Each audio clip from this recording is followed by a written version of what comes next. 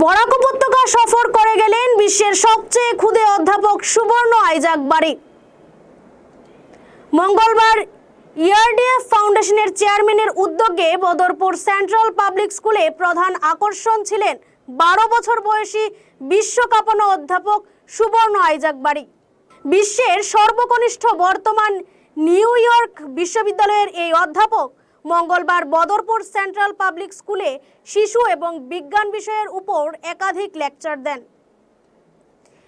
তিনি ছাত্রছাত্রী এবং অন্যান্যদের সঙ্গে মত বিনিময় করেছেন। আর এই রোমাঞ্চকর অনুষ্ঠান দেখতে উপস্থিত ছিলেন বরাক উপত্যকার হাজার হাজার ছাত্রছাত্রী। As you are 12 years old, and in this age you have visited so many countries and so many universities like Mumbai University, Pune University, Harvard and Oxford. And that in India, lots of people don't memorize. So in the US, most people, if they are actually interested in math and science, they are able to understand it in their own way. They're able to find so many resources about it. But in India, lots of people are forced into the math and science pipeline, even though they don't want to. So that means that most of them only have room and only have time for just memorizing the definition from the book.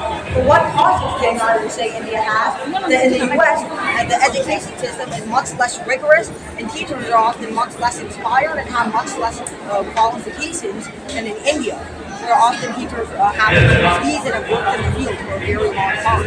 So both education systems have their very big pros and cons. I also want to add one more thing. American as a teacher, I have been teaching in America for a long time. American student has growth mindset and Indian student has fixed mindset in general. I think that there's no one formula. It obviously depends on what your situation is and what your circumstances are and what you and your family have the money to buy. I myself have been very lucky to be in the circumstances that I am, because even though you're worse off than a lot of people, you're better off than most people. So I'm so grateful for what I currently have on myself, because most people don't even have the money to afford a tuition or afford a good education, or even afford tutoring. So I think that the recipe to success is different for every person. But if you have the same amount of resources as I've had, then I think that the most consistent strategy is just to always seek help at every step of the way. Because you can never do anything big all by yourself, no matter how big or how strong you are. It always takes the contribution of someone else in part to succeed. So that's why I think it takes lots of help and lots of teaching in order to get where I am today. Do you think new Indian education policy is there? Education to world education policy? So I don't know much about the multi-government's new plan for the education policy, but what I do know is that it will be standardizing education to be on the same system as Western education, especially with 11th and 12th grade now being added to high school. Yes. And while I don't think I can comment on that because it's kind of a minor change, just changing what buildings that we're going to go to. If there were any changes in the curriculum to make it more flexible, I think that would be highly needed by many students. So first off, I don't think it was PhD. It was simply about the periodic table. And second of all, it was when I was 2 years old, which was more than a decade ago.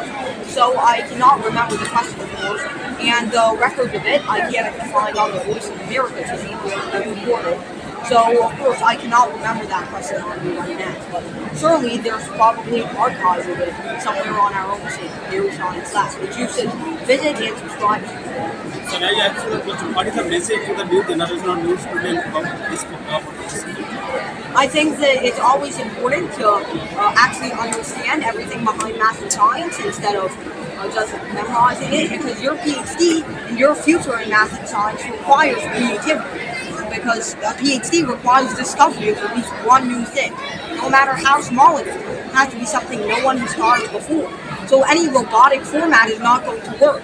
You have to actually understand what you're working with and be creative enough, have the creative thinking to utilize and apply those things in order to actually make a new discovery. That's what I think our new generation needs. I think that the present situation for younger students and their perspective on math and science is very, very bad. Most of them hate science, most of them say they're bad at math and science, most of them say it's for nerds and that's why they don't do it. They just feel like in some way math and science education is not helping you. And that's why I think we need to not only reform our education, but for the time being a practical solution to seek help from other sources, not just textbooks, but simulations, your own family, your friends, professors, a nearby college, community college or something. You have to teach more than just your teacher and your textbook. So I think that that's going to be what helps the new generation in their perspective on science. Chess, I enjoy that and hiking, and there are so many other hobbies of mine that I enjoy. Sometimes I play piano, or sometimes I like play stories, but obviously I'm not that good at those. And of course, I enjoy video games as any other kid does. And for the most part, at home, my life is almost like a kid. Except at the end of the day, I have to do videos and finish my college. But apart from that, I feel that I'm not missing out on anything. Karimganj থেকে সুস্মিতা দাসের প্রতিবেদন, গণ আওয়াজ।